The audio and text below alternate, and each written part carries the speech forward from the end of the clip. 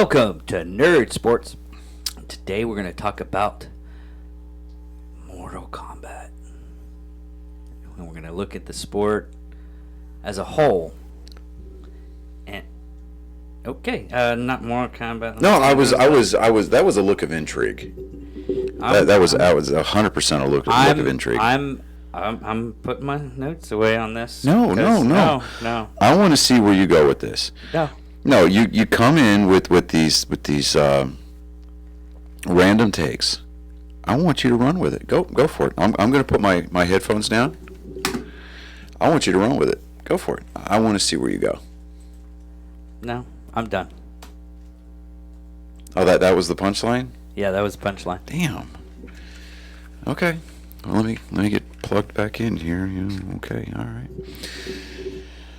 I mean, It was like 3 weeks ago. There was a full Mortal Kombat tournament that they did.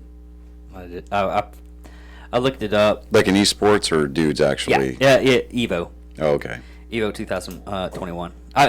It's some of the stuff that comes along on my feed on YouTube. It has a weird taste to it, doesn't it?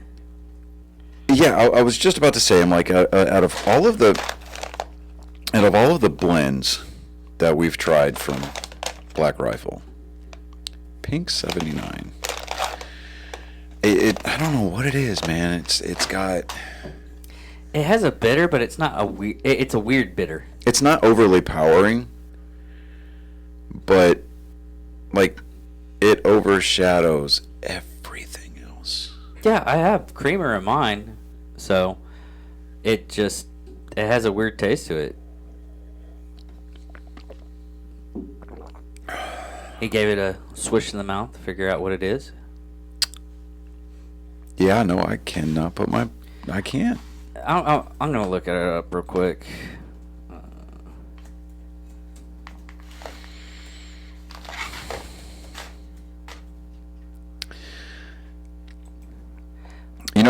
I'm just gonna go out on a limb. This is my shot, Evan. You missed it on this one, man. Well, it's like any other. I don't think he missed it. I think on this one, I mean, everybody has their different flavors that they like and everything. I'll retract that. Didn't necessarily miss his mark, but it's more of a. He made this specifically for a unique section of his demographic. Yeah, it has a papaya. That's what it is. Yeah. Okay. Yeah. Because I was like, there's a little bit of a citrus on the back end of that, and I'm like, yeah, it had a little citrusy to it, but I hate papaya. I had to look it up. I was like, why does it taste like that? I mean, I'm not really feeling it, but it's papaya. It has a papaya. Yeah, papaya is really. I just like saying papaya. But now the reason why we're bringing this up, and we brought the copy up, and because we actually are filming during the daytime because we had the day off. But NASCAR, Black Rifle Coffee won NASCAR this weekend. Yeah, no, it was the race in Darlington. Didn't they win it last year too? No. Well, okay, so when you're talking about win NASCAR, okay, so they've got a schedule, and every week they're at a different venue. Okay, this week they just happened to be at Darlington, and if I'm not mistaken, I believe that this was the cutoff race for the Xfinity race or series to get into the playoffs. Okay, and Noah Gragson, who drives for Junior Motorsports, he's sponsored by Bass Pro Shop, Black Rifle Coffee. Yeah. I think it's Real Tree Camo. I think whoever's on the hood is the main supporter. Yeah, I mean it was the Bass Pro Shop, but Black Rifle is their contingency sponsor. So yeah, I mean it's good to see Black Rifle get into victory lane again. Noah Gragson, he's had kind of a, I don't want to say he's had a snake bitten year, but it just they just happen to just like miss the setup on their car just off by a little bit every week, and Their car's a Toyota? it's a Chevrolet. Yeah, that's not Noah Gregson's car. Oh, okay. That's Ty Dillon. Yeah, Noah Gregson drives the number 9 Bass Pro Shop Black Rifle okay. Coffee Chevrolet Camaro for Junior Motorsports. Oh, okay. Is Ricky so full? I'm the one that goes to races. I'm the one that watches that shit on TV. Anyway, so, but yeah, I mean, it was good to see Black Rifle Coffee, get back into victory lane with Noah Gregson. Noah's he's kind of, depending on who you talk to in the garage, he's either a Spitfire, like a firecracker personality, or he's a punk. But he's just a kid, man. I mean, he's learning. Sometimes, yeah, his ego does get a little bit too big for his shoes. But, overall,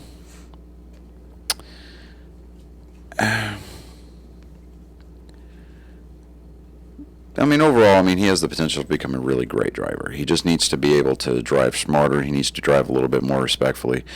And, yeah, I mean, when the occasion calls for it, he needs to hang it out there and just kind of throw caution to the wind and just stick his car in places where it's not supposed to go. But it was also the first week of the playoffs for the NASCAR Cup guys. It's also the first for college football. Yeah, I was going to college football in just a second, but it's the round of 16 for NASCAR for the Cup guys. Denny Hamlin, I mean, he won a pretty exciting finish to the race yesterday. I'm not necessarily the biggest Denny Hamlin fan. I mean, there's people that swear by him. Not so much. I mean, I'm a Hendrick Motorsports guy. I mean, I'm a Chevrolet guy through and through. Kyle Larson, who drives the number 5 Chevy for Hendrick Motorsports, he finished second, but it wasn't for, without trying. He was doing some dirt track moves out there, in the closing laps, trying to close that distance, and just Didn't make it. no. I mean, he did finish the race. He finished second, but I mean, he just a little too late, and I think it ultimately came down to just pit stop times. I mean, which a lot of races are won and lost on pit road. So all the cars that are out there on those tracks this year, they're not going to be out on the track next year. Why is that? NASCAR is going to a next generation car. Basically, they're controlling everything. The only thing that's going to be unique about those cars is going to be the front and back ends. They're going to be manufacturer specific.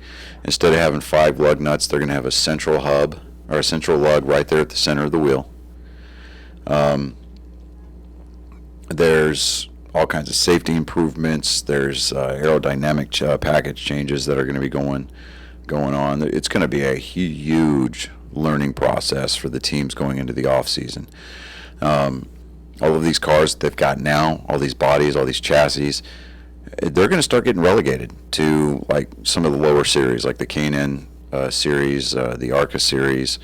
I mean, or you're going to just start seeing a lot of these cars just kind of get pushed out towards like the show car circuit and stuff like that. And so I mean, they've been testing and tweaking and messing with this next gen car for the last 3 or 4 years. I don't know. I mean, next year is going to be kind of interesting to see how NASCAR handles it, because they're wanting to bring parity to the sport. They're also wanting to make the cars that much more safer. And when I say parity, we're talking like the lower tier teams. It's like, like your Front Row Motorsports, your 2311. I mean, those. I mean, yeah, even though 2311 is owned by Denny Hamlin and Michael Jordan, I mean, they're going to go from a one car to a two car operation next year, but they're not going to be. I mean, they're going to be competitive, but they're not going to be as competitive if, say, like a Roush Fenway or Penske or Hendrick Motorsports or even Richard Childress Racing. But it's going to be kind of interesting to see how NASCAR kind of makes that transition, because the last time that they did a drastic swing going from one car type to the next was back in, I want to say it was 2006 or 2007. I can't remember what, but they went from one body style, which, I mean, the body style that they ran, I mean, you had cars that were specifically set up for different types of tracks. You had super speedway cars, you had short track cars, you had intermediate cars, and you had road course cars. The bodies started getting all twisted, and it just kind of almost became unrecognizable, but the drivers absolutely loved driving those cars because they were fun.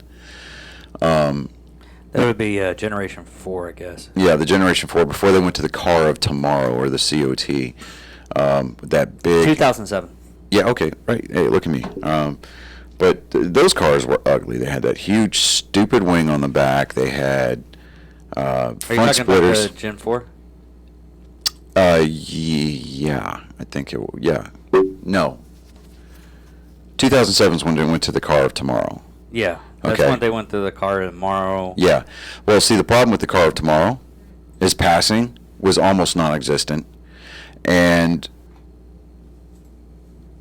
one of the things that NASCAR prides itself on is that whenever, like, if a car gets spun and it starts running backwards, there's roof flaps that deploy, and it keeps the car on the ground. That is its sole purpose, is to keep those cars on the ground, right? Or at least as much as possible.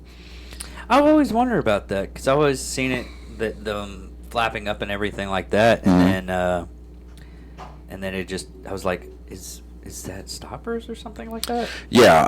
Well, I mean, they're attached by metal tethers, cable tethers, and so when they deploy, they come up like that. It's because the airflow is going the wrong direction, and it pulls those roof flaps open, and those are designed to be like dampeners, so that way it helps provide downforce on the roof of the car when it's traveling the wrong direction, and it's supposed to keep the car on the ground for safety, right?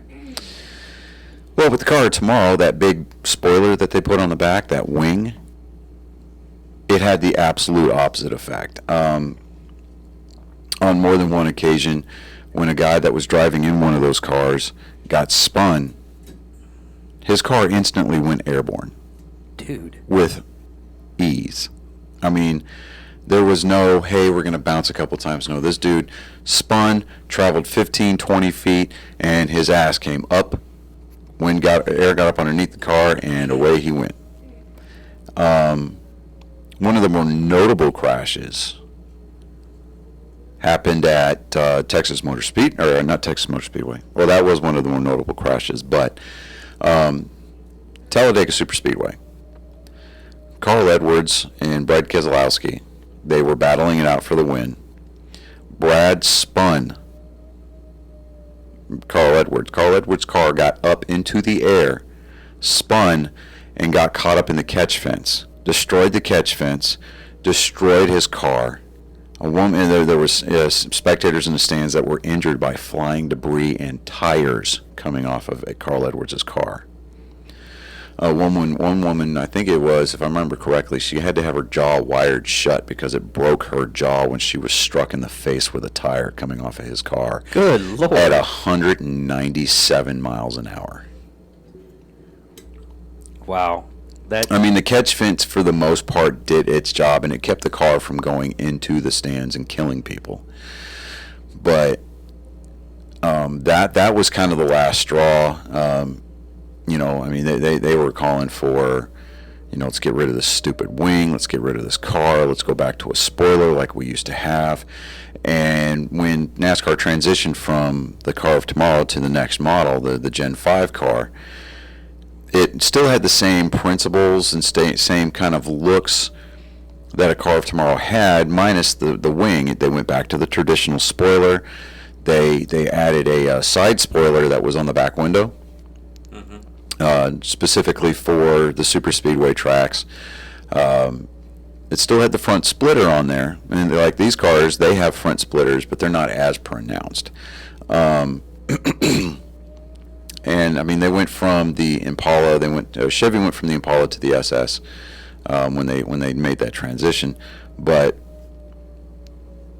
the cars instantly got safer because they weren't going up into the air as easily. Now you'll be able to see wrecks like Ryan Newman's wreck from the Daytona 500 this year or last year, and you're like, well, the cars still go up in the air. Well, yeah. I mean, because unless you're out there driving blocks, like actual blocks, and no, that's not a sound effect that you're hearing in the background. Our lovely community likes to test their tornado sirens at noon on the first Monday of every month, regardless of the weather, and it's amazing. Yeah, it's like, okay, like when I first moved here, I'm sitting there, it's actually storming outside. And I'm in school, and those sirens start going off, and I'm like, what is that? And then one of the teachers kind of explained it to me, and I was like, oh, that's dumb. And then when I got home, I realized, oh, okay, well, I've got one of those sirens that's sitting right next door to the house, like literally, because it's over there in Caulfield. That blue farmhouse that's over there. Yeah. Yeah, that used to belong to my grandparents on my mom's side. Yeah. Storm sign right next door. Right next door. And I'm just sitting there going, that sucker's loud because it just rotates while it's running. And then they'll run it, and then what is it, like 10, 15 minutes later, they'll run it again for the all clear? No, they only run it once. No, I thought they always ran it twice. No, they only run it a couple of years ago, they used to run it twice. Anyways, digressing. But with these cars, unless you're running a block, like an actual, honest to God, like a kindergarten block, I mean, you just throw aerodynamics out the window, and you're just pushing a refrigerator down the damn road, down around the track. Wind will still get up underneath that if you're going fast enough. Yeah, especially at those speeds. Yeah. So I mean, well, they used to have some kind of like openings on the front end, to where the wind wouldn't get up it would avert it up. Right. But I guess they stopped doing that. Yeah, well, I mean, they still have the roof flaps. I'm looking at the design right now. The current one that they're running right now? Yeah. Now, the Xfinity guys and the Cup guys, they run two different cars. Okay, yeah, I mean, they're both running Camaros. They're both running Ford Mustangs. They're both running Toyota. Well, the Xfinity guys run the Toyota Supra. The Cup guys run the Camry, which there's no such thing as a two-door Camry, but whatever, I digress. The guys in the Xfinity series, their bodies are made out of carbon fiber. So there's a lot more forgiveness. So it's like, say if they bounce it off the wall, like if they run up and they kiss that wall. Yeah.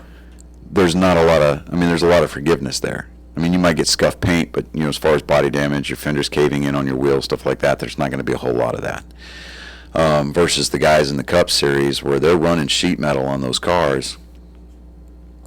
You bump it, you're going to have tire rub. You bump it, it's going to affect your aerodynamics. And it puts more of a premium on learning where your car is, how your car handles, and it puts a bigger premium on driving.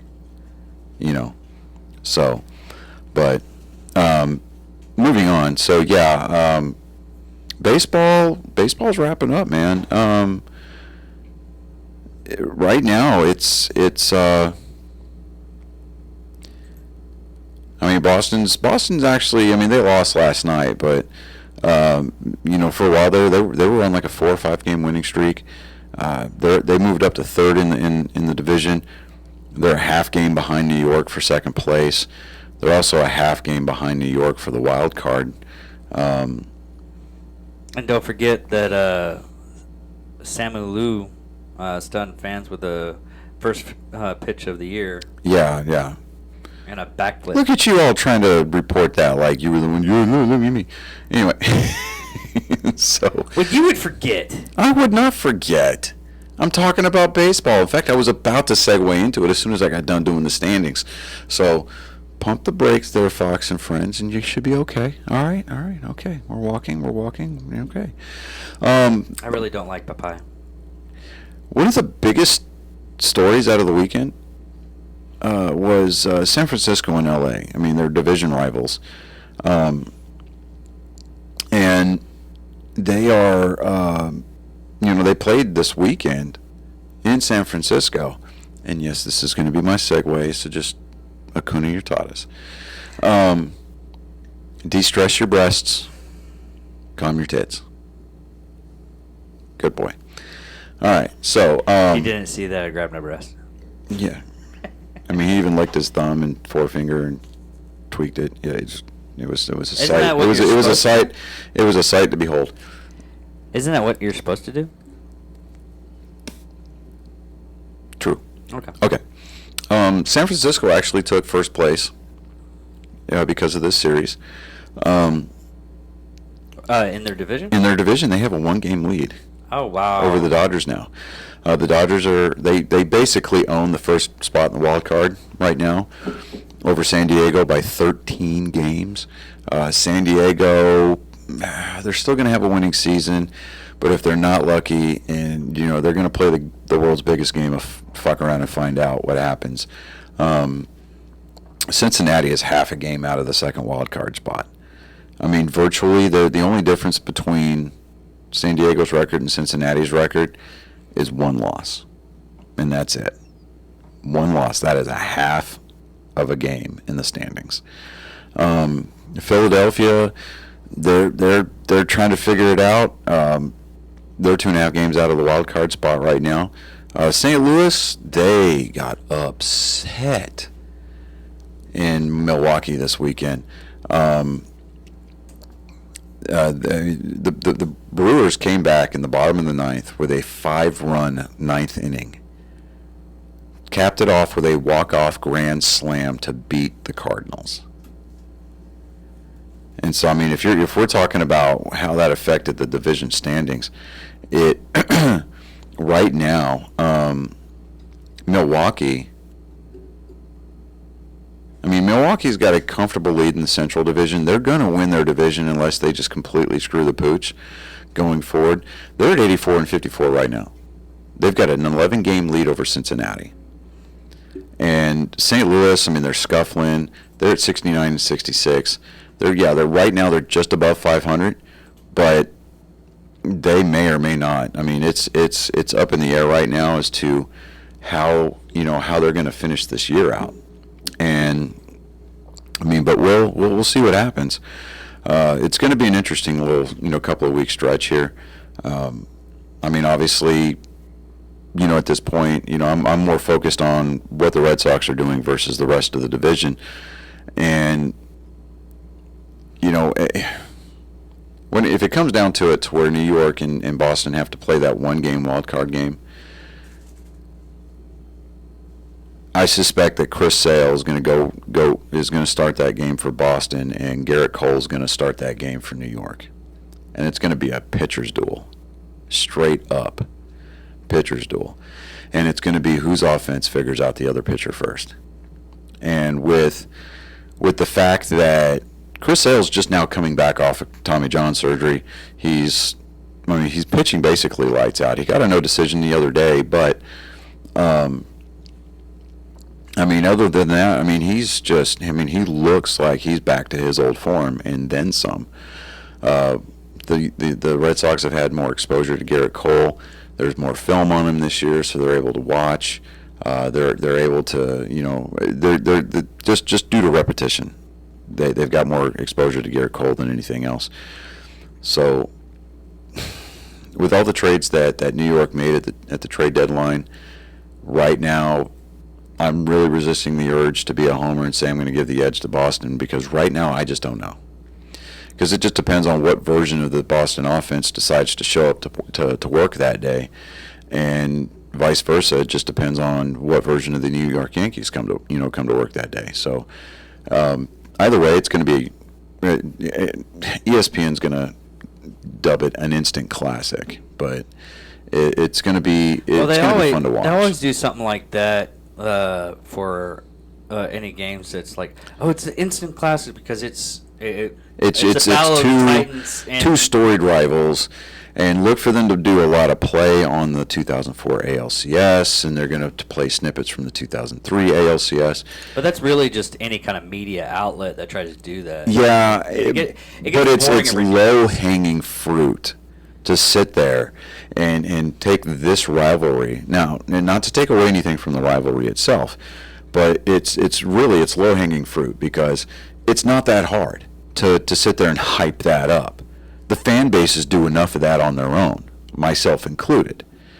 You don't do it at all. But I mean, it's going to be interesting to see because I mean, at this point, I mean, Tampa Bay right now, they're the number 1 seed in the American League. They have got the only other team in the majors that has more wins than them is the Giants, and that's by 1 game. So, everybody keeps waiting for the Rays to fall apart because that's just kind of what they do. You know what I just realized? Our 25th episode is going to be the same weekend of Oklahoma versus Texas. Man, but I don't want to go down there.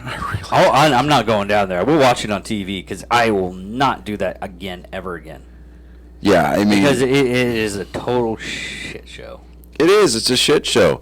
You got people missing half the teeth in their head from Oklahoma going, Boomer Sooner, and then you got 2/3 of their fan base who actually live in Texas. Still no teeth. They've got their teeth, but most of them have had them replaced with veneer. Okay. Okay, all right, because we're just a little bit higher class down here. Yeah, the running joke is that Oklahoma is so jealous of Texas that they out-Texas Texas in a lot of things. Okay. Yeah, I mean, it's like their license plates used to say Oklahoma is okay, and that's because none of them know how to spell mediocre. But, and then you got your Longhorn fans. I mean, so let's break down the University of Texas. Yes. Pause that. Hold on. So that way you can't say you forgot to talk about it. So David and I went with my boys. We went to go see Shang-Chi this weekend. And the star of that movie, Simu Liu, right? I can't pronounce his name. Anyways, he was invited to throw out the first pitch at yesterday's game. It's Simu Liu. Okay, whatever. Look at you, nerd. Simu Liu he gets invited to throw out the ceremonial first pitch at the Giants-Dodgers game in San Francisco. And he's out there, and he's making sure his form looks good and everything like that. He gets out there and he throws a textbook first pitch strike. And then immediately does a backflip on the pitcher's mound and lands it. I'm sitting there going, okay, all right, okay. So he brought a little bit of the Marvel, some of that superhero-esque, conditioning out there to the mound, and he pulled it off, man. And I'm like, okay, all right. Of celebrities throwing out first pitches, I think I rank his up there among like top 5 easy. Now, bottom of the list obviously is going to be people like 50 Cent. Go ahead and look it up. 50 Cent throws first pitch at Mets game. And you'll see just how horrible this throw was.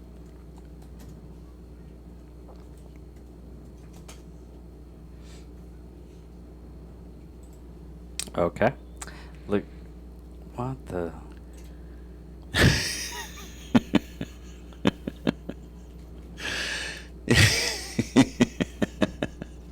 It's horrible, man. It's like...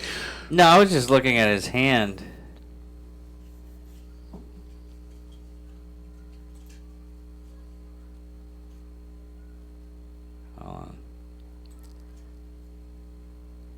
I know this is random, but am I the only one Holy that's hearing crap. Elmo in the background? No. Okay. God, he totally messed it up. Right. But what's this? The well, you go down a rabbit hole and you start looking up other ones, and there's this sister that shot it right across the made a strike Yeah. right across the home plate. But That was one of the best pitches. Oh yeah, definitely. Now moving on into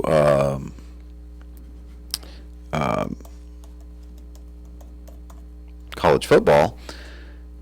Yeah. Today or this weekend was kickoff weekend basically for college football, and so there were a few upsets already. Well, Texas one of the first. The Longhorns won the first matchup against Louisiana. 38-18. Yeah, well, yeah. I mean, okay, so getting back to my point about Texas. Texas, for whatever reason, they seem to think that the world, the universe of college football revolves around them, and they seem to forget that there's this other conference out there called the Southeastern Conference, or the SEC, and they've got teams like LSU, they've got teams like Alabama, they've got teams like Tennessee, and their longtime cross-state rival Texas A&M is now, has been part of the SEC for a few years now. So Oklahoma and Texas, they were like, well, the Big 12 is kind of falling apart here, and our recruiting is down, and our teams aren't relevant so much anymore. We want to get in on this huge recruiting pool. So they decided that they wanted to petition to become part of the SEC. And for whatever reason, I think they got their wish. But when they start playing week in and week out with these kids from the SEC, you're going to see the Sooners getting spanked back up to Norman. You're going to see the Longhorns getting swept back over to Austin. And you're going to get a lot of fans that are going to be like, what the fuck were we thinking?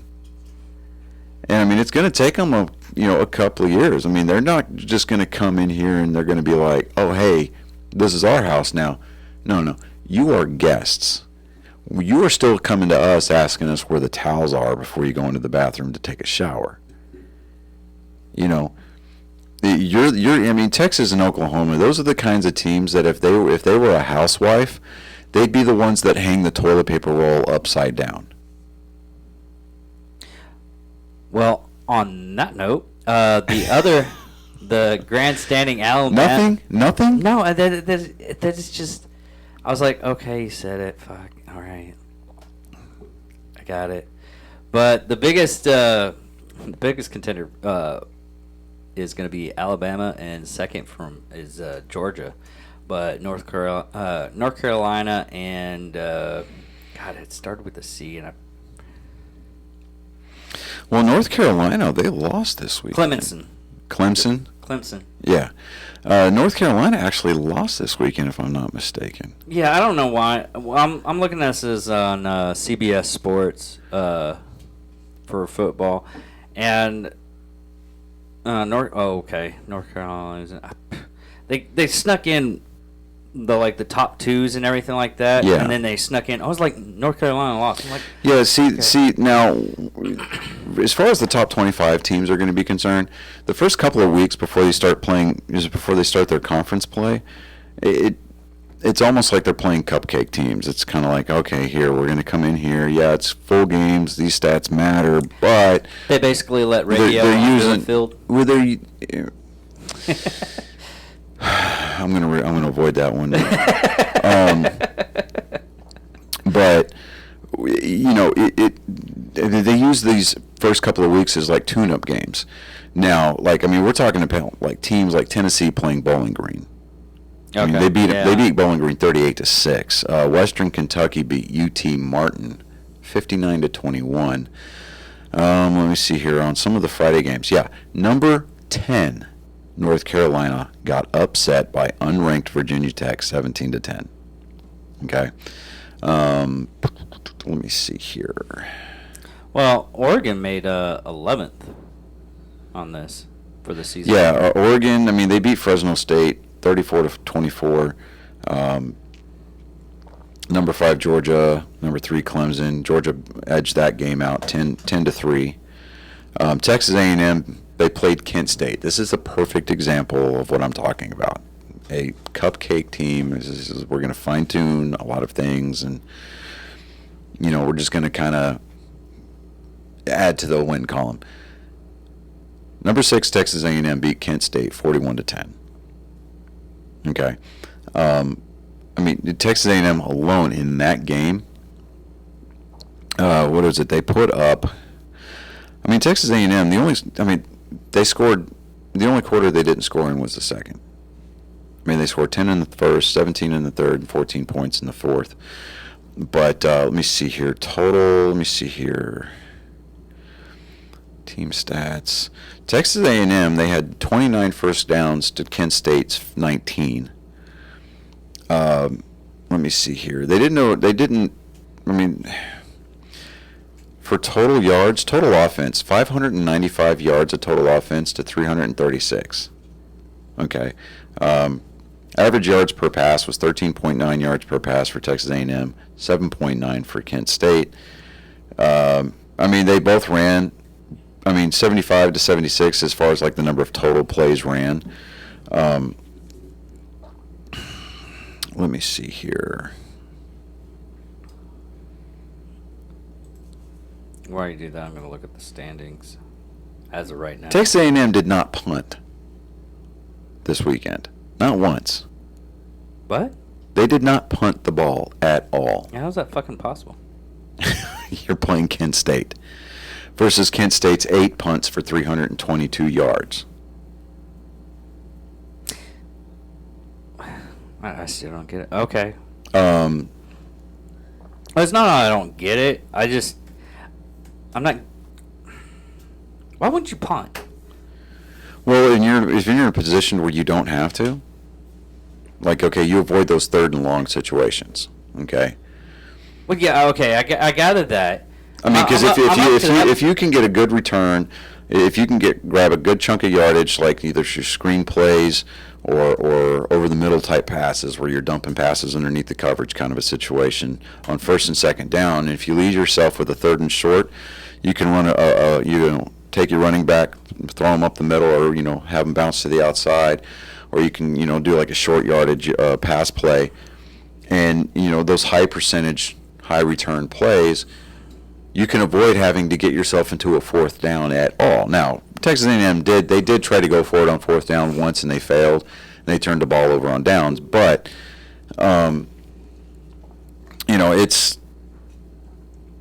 it's funny, man, because it's like, okay, you look at that stat, and you're like, okay, how did that happen? And then you look at the stats, you look at the breakdown, total offense, you look at the 3rd down conversions, 4th down conversions, you look at the average number of passes per play, you look at the average number of rushing yards per play, and then you start to get a better idea as to how that picture unfolded. But it's kind of funny, though, because you sit there and you're like, you really don't want. You're mixing references. No, I'm not. Pitcher? I didn't say pitcher. Yeah, you did. I said passing yards per play, running yards per play. You get a better picture. Oh, okay. Picture. Okay, gotcha. Yeah. See, there's pitcher and then there's picture. You enunciate Dyslexia does it again. Dun dun dun. If I had that new soundboard, I'd sit there and go, "Hey." We should have hooked it up. We should have. I'll bring it next time, but. I thought you were supposed to bring it up anyways. I just completely just left it because I'm like, all right, because then we'd have to waste time trying to figure out the sound on it. Anyways, I digress. So I had plenty of time today. But anyways, whatever, man. That's your opinion, man. There's another Big Lebowski reference for you. Yeah. But I mean, yes. I mean, college football is back, everybody. So I mean, if I do watch any kind of football with any kind of like regular, with any kind of consistency, I would say it'd have to be college football, just because simply due to the fact that while you'd be hard pressed to convince me that college players in some way, shape, form, or fashion are not catching a paycheck, especially at some of these like Division 1A blue chip type schools. The game seems a little bit more emotional at that level versus when a guy gets a big multi-million-dollar contract to go play in the pros. He's got his money. He doesn't care. That's what he's done what he needs to do. But I don't know. I mean, I like college ball. I mean, and now let's shift focus for just a second. No. Hold on. It's still college football. Let me get this rundown real quick, okay? Okay. The Service Academy scores, okay? The Air Force Academy played Lafayette, but I say Lafayette. Fuck you. Get out of my face. They won 35-14. Army, where did Army's score go? Did you clear your throat just for freaking Army? Yeah. I mean, do you want me to clear my throat for Air Force? No. I'm not going to do that. No. Well, why don't you just go ahead and, there's a suit. I think I got a tie in there. Why don't you, spruce it up a little bit for the audience and everything? Because I'm a grunt, and grunts don't wear ties, man. I'm sorry. This shit's just not happening. Yeah, they're more or less the ascot thing. No, Heavy you're on the ass. thinking Cav. No. You're thinking cavalry. No, don't confuse me with a Cav Scout ever. Okay, they say they're basically infantry. I was fucking infantry. Fuck you. Anyways, fucking dick. God. Ascot. Ascot. So That is probably one of the shittier things I think I've ever heard come out of that sewer you call a mouth. I'm surprised it's so easy at times. I really do. I hate you. I really do. Like, I cannot stand you. I would not walk across the street right now to piss on you if you were on fire. I'm surprised you don't cause the fire. No, because then that's premeditated murder and arson, both of which are felonies. I'm not a felon, sir. No, sir. No. Okay. Anyway, so Army did win this weekend. Where their score went, I don't know. But the Midshipmen of Navy played Marshall. Yes, we are Marshall. You know that school, right? Yeah. At home, lost 49-7. So I'm getting my shots in now. Go Army, beat Navy. It's going to be like that. I'm here all season long, people. You don't like it? Well, that's just tough shit. You can hit the mute button, or you can just scroll off and go find another channel to watch. But make sure you come back for our Psychos and Sociopaths and What the Hell episodes. Either way, you're still here, so you must be a fan. Or a masochist. Or a masochist, yeah. Did I say that right? No. I don't even think masochist. Masochist, yes. Yeah. Anyway, so let me see here. The NFL kicks off this week. Yeah, it goes full on.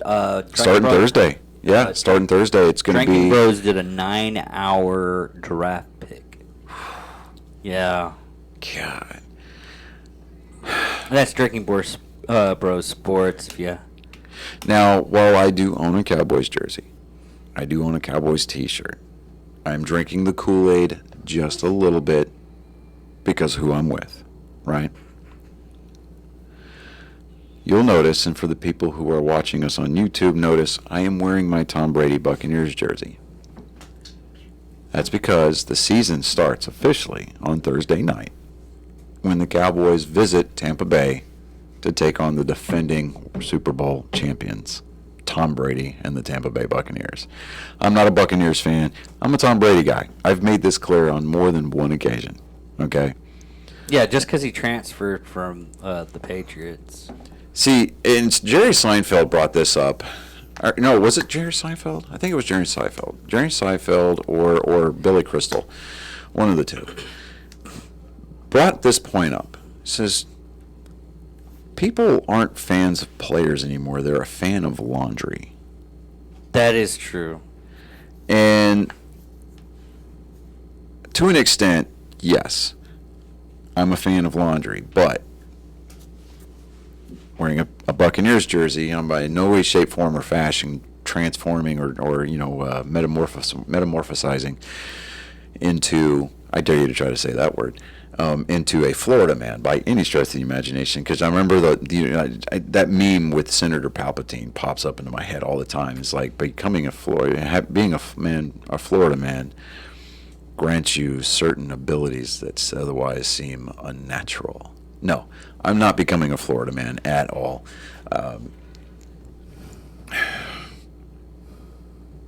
But I like Tom Brady. I mean, I'm not going to apologize for it. People that I was in the Army with, some of my dearest friends, are going to probably be like, give me a ton of shit for it. But you know what? I don't care. I mean, I'm not gonna capitulate and be like, oh, okay, well, I rooted for the Patriots because Tom Brady played for them, but now he doesn't play for them, so I'm going to say screw him. Like, no. Well, it was the same thing with Peyton Manning when he switched teams. Yeah, when he went from Indianapolis over to Denver, Yeah. you know, a lot of people still, they bought his Denver jerseys. Yeah. When he came back to Indianapolis to play as a member of the Broncos for the first time, Lucas Oil Stadium did this, huge tribute video to Peyton Manning. I mean, it was very classy. Now, the only time that I really am a huge, dedicated, bona fide fan of laundry, per se, is, when it comes to the Red Sox, right? Now, for example, Brock Holt now plays for the Texas Rangers. He played for the Red Sox for the longest time. Won a couple of World Series with us. I'm a Brock Holt fan. I like the guy. He's got a great personality. He's a leader in the clubhouse. Yada, yada, yada, right? Now, will I go out and buy a Texas Rangers Brock Holt jersey? Maybe. Will I wear it? No. I'll get a Brock Holt Red Sox jersey, take it to a game, and have him sign it. But if, and this has happened in the past, a member of the Red Sox goes to the Yankees, fuck that guy. Especially if they do it in the form of free agency and they go from the Red Sox to the Yankees. That's just something you don't do. Johnny Damon took him forever to earn the respect and the forgiveness of Red Sox Nation when he did that. Jacoby Ellsbury, back in 2013, played for the Red Sox, won a World Series with us that year, and then immediately, 2 weeks after the season was over, put this huge full-page ad in the Boston Globe, thanking Red Sox Nation, thanking the organization, because he went and signed a 10-year, $110 million deal, which at the time was huge. Yeah, it's like that one player that got 314. Yeah, I mean, it's almost chump change now. Yeah. But he went directly from the Red Sox to the Yankees. People throughout New England burned his jerseys and put that shit on social media. You just don't do that. And then we sat back and we laughed at the Yankees because they paid out all this money for this guy. The guy literally, out of the 10 years, I think they might have gotten maybe 86 games out of him because he kept getting hurt. And we weren't wishing that the guy got hurt. By no stretch. I mean, there are some Boston fans. Hell, every team's got a fan base and, got their fan bases that have that certain section. One of the Bostonians that are diehard Red Sox fan has a freaking voodoo to all that guy. It's just every time. Like I said, to my point, every team has that section of their fan base that are just complete douche nozzles that want people to get hurt. Okay? Yeah. I even at the height of, the core in playing for the Yankees, you're talking about Posada, Jeter, fucking Pettit, Mariano Rivera, Jorge Posada. you didn't want to see those guys get hurt, okay? Mm-hmm. Because it was fun watching them play because you knew that you were watching something special, right? But you wanted them to lose. You just didn't want them to lose because they were hurt. I mean, you wanted to see these guys fail on the field. You know, you wanted to see them lose and fail to the Red Sox like they did in very epic fashion in 2004. But moving on, you know, I'm actually kind of looking forward to the NFL season this year. Unlike last year, I mean, last year was just a big political statement, and it was not a good look at all. I mean, it was. I mean, once the season got going finally, and people were starting, as the season kind of grinded on, you started seeing some of these teams, some of these organizations start to relax their COVID protocols and started letting fans back into the stands. With the exception of the Super Bowl, it, you know, where it was just kind of like a, hey, we're inviting our richest friends to come buy tickets for this event. It was nice to start seeing people there. You know, like last week when I went to AT&T Stadium with my girlfriend, her sister, and another friend of mine, my girlfriend had made the comment that it was nice to see normal. I mean, the stands were packed. Nobody wore a damn mask inside that place. No, nobody. We were there to watch a ball game. We had fun. We yelled. We cheered. You know, we had a good time. And we did it without worrying about anything. You know, it was nice to see that return to normalcy. It was nice to actually engage in something that a lot of people considered to be relaxing and to be an escape from the outside world. And it was just nice to see that. And I mean, baseball, they've been kind of leading the charge on it along with NASCAR about letting fans back into the stands and things of that nature. But it was refreshing to see, especially with an NFL team. You know, fans being in attendance to the degree that they were last Sunday. So I'm looking forward to watching a little bit more football this year, and I think a lot of that is going to be because, one, we're doing this show now.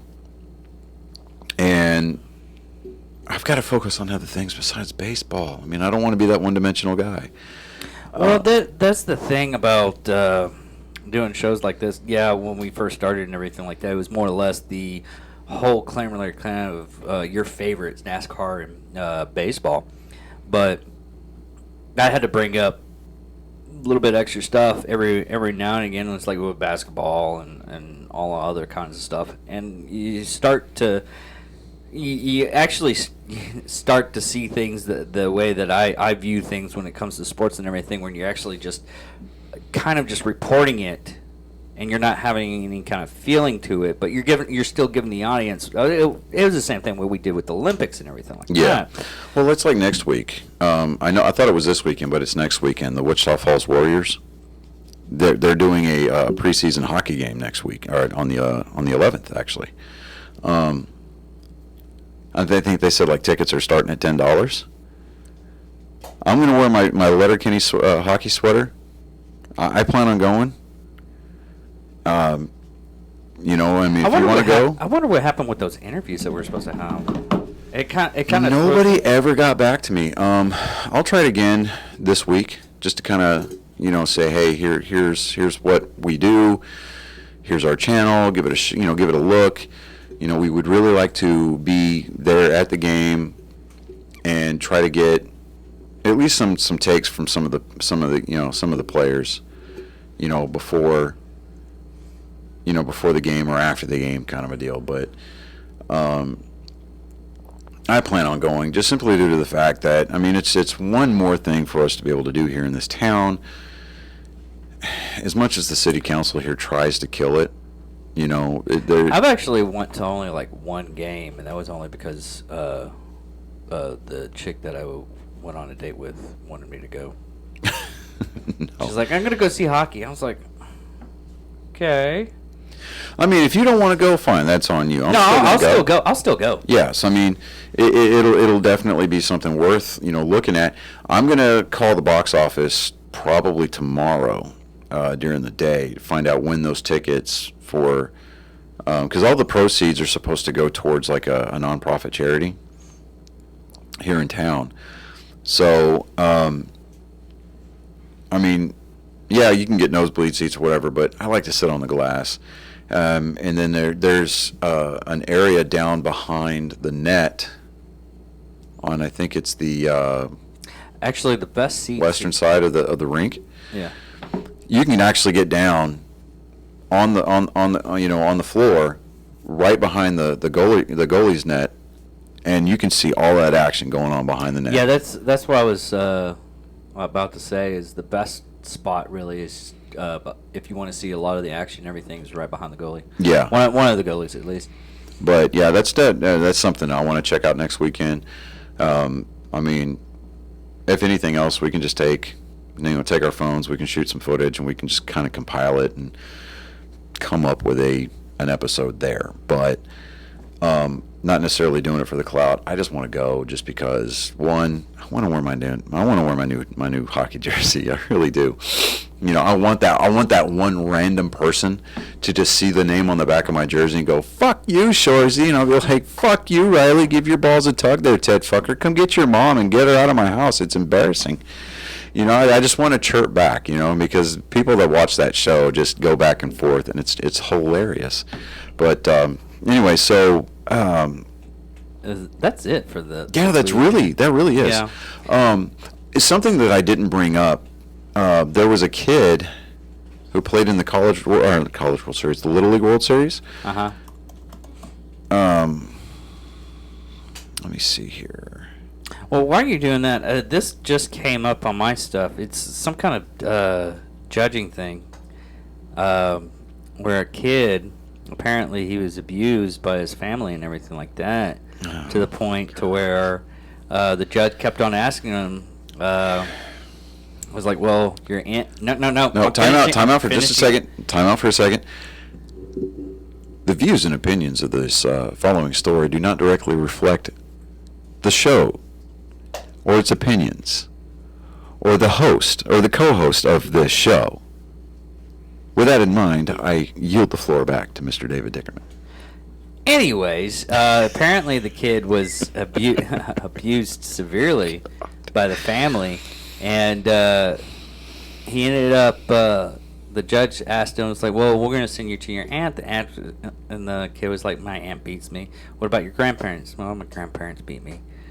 "And what about any other family members?" They had to cut the court and everything like that, and eventually came back, and they sent him to the Dallas Cowboys, because Dallas Cowboys would never beat anything. Booyah. And Okay, so I literally forgot to put that joke. I was going to say it later, and he started talking about the Warriors and everything, and I started getting... So there was a kid, or is a kid, that he was playing in this year's Little League World Series from the South Dakota, their team there. This kid's name is Gavin Weir. He threw a total, I think it was like 4 no-hitters during the Little League World Series. He only gave up 1 hit over his last 8 games. Oh, wow. Now, you're going to get a lot of the cynics. They're going to be like, that kid's on track for Tommy John surgery before he's 18. But, I mean, as long as he's taking the time to rest during the winter, and he's not throwing all year round, his elbow is going to get stronger. It's going to become more durable. As long as he's not trying to overdo it, then, I think he should be fine. But, I mean, it was... As long as he takes steps to make sure it doesn't go... Yeah, I mean, across that 8-game stretch, I mean, he struck out like 114 of the 132 batters he faced during that 8-game stretch. Yeah. And that's some video game shit right there. Yeah, that's really... And that's with the difficulty level turned all the way down. Yeah. But other than that, I mean, that's all I've got really for this week. I'm still waiting to hear back from Van McElroy to try to get that interview set up. And I mean, push come to shove, what I'll do is, I mean, because he lives in Uvalde, and that's like 4.5 hours away from Lake Jackson, Angleton, that area over there, where I would be I'll be going down there the weekend of the Sometime 23rd, 24th, 25th, and 26th. I'll be coming back that 26th or whatever, right, of this month. So it's going to be the fourth weekend of the month, last weekend of September. Yeah, there we go. I'm not making that drive to Uvalde. No, it's just not going to happen. If anything else, what I'll try to do is I'll see if he just wants to Skype or Zoom or whatever. I'll figure out a way to record it, and I'll just send you the raw footage, and you can do whatever you want with it. I'll make sure that when I go down there, I'll take my setup with my boom mic and my soundboard, and we'll go over the whole, shooting video from my phone, and then, try to do that. Well, you can do it through your laptop. Yeah, I could do that. I could just do the whole screen record thing or whatever, because Zoom lets you record too. Yeah. Yeah. Okay. So, but if anything else, I can just do the interview, and I can just try to run that. I can try to edit it, but more than likely, because you've got the Final Cut Pro, I'll just shoot it over to you. But and then we can try to get that episode up pretty quickly. But anyway, yeah, that's all I've got for right now. So we brought our bows over today. I really need to start getting, back there behind the string a lot more. We should have been doing this in August, but it was getting like hot. Ridiculously hot. I mean, and plus the humidity was not our friend. Mm-mm. And humidity is going to throw the shots off.